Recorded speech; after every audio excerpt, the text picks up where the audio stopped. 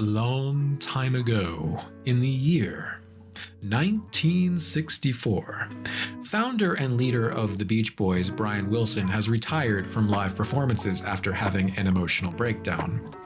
Being given free rein to do what he wants while his bandmates tour, his musical genius flourishes and his prowess becomes unmatched, particularly after 1965, which sees the release of two new hit studio albums, Today and Summer Days and Summer Nights, albums which show off Wilson's increasing brilliance.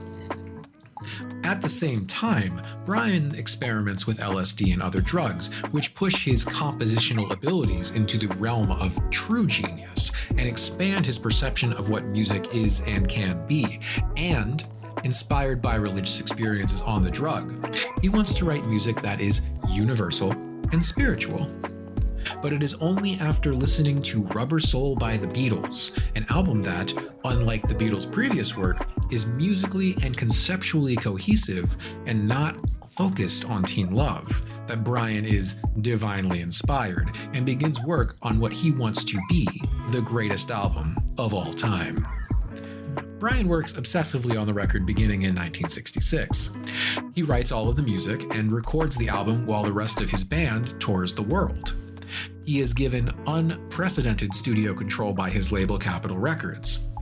In the studio, Wilson is a strict perfectionist and goes to extreme lengths to realize his musical vision. This earns him the sobriquet Stalin of the studio. Despite confusion from the session musicians over his compositions and concern from the label over the new songs, Wilson is relentless in realizing his vision, using every studio trick in the book, pioneering the studio as an instrument, and revolutionizing the wall of sound, taking it beyond the limits of anyone's imagination. Upon returning from their world tour, the other members of the band are alarmed by the material, to say the least. They are turned off by the new, bizarre direction of the music, and are also afraid that Brian is making his first solo record. Mike Love, in particular, thinks the entire record is a wash, a belief that Capitol also holds, as they threaten to kill it before it's released due to its sound being too arty. Wilson, however, fights hard for this record to be released, and Capitol reluctantly relents. On May 16, 1966, Pet Sounds is released to a generally muted reception in the US, with mediocre sales and mediocre reviews, with complaints about its sad lyrics and avant-garde sounds. It does, however, fare better in the UK, where it not only sells well, but is lauded as a work of genius, finding champions in both journalists and influential musicians, including the Beatles. However, even the Beatles' advocacy cannot save it, and it is largely ignored by the larger music world, and it doesn't even get a Grammy nod. This perceived failure of Pet Sounds sets Brian Wilson into a spiral. The recording session for his follow-up record, meant to be his magnum opus, a teenage symphony to God, Smile, goes disastrously, and the record remains unfinished. Wilson, now battling mental illness due to his heavy drug use, retires from music entirely and disappears from the world. And for a decade, the album sits in obscurity, its genius unappreciated, relegated to bargain bins and the bottom of the barrel. But its genius cannot be denied. As the decades pass, the album is rediscovered by more and more people.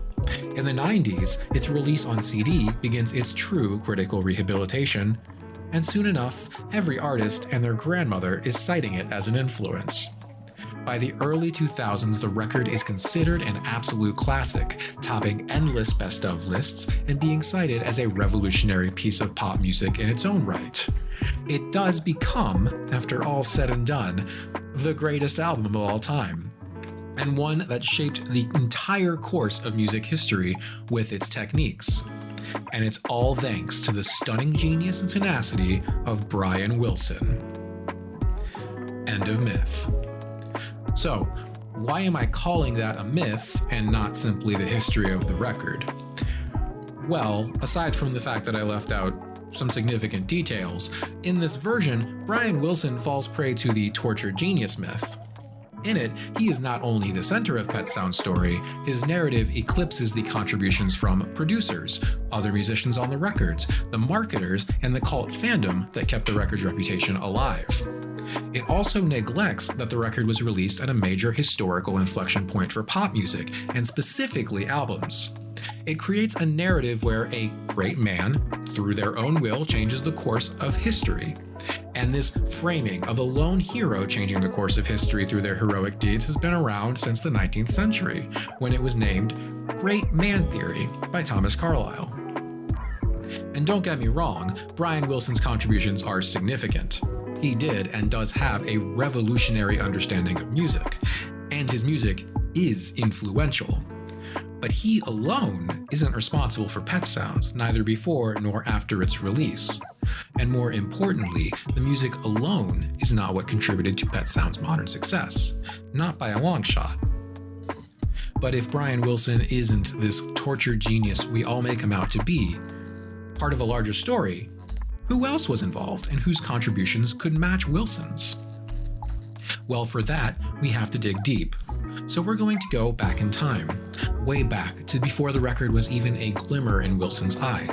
We're going to go back to 1964, starting with Brian Wilson's breakdown and concluding in the modern day, following the other people in addition to Wilson, whose contributions were as important as his.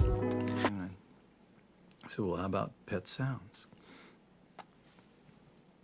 And as for that breakdown, there wasn't just one. And the causes? Well, it's more than just exhaustion. I would argue they were also related to one Murray Wilson, the Beach Boys manager, and Brian Wilson's abusive father.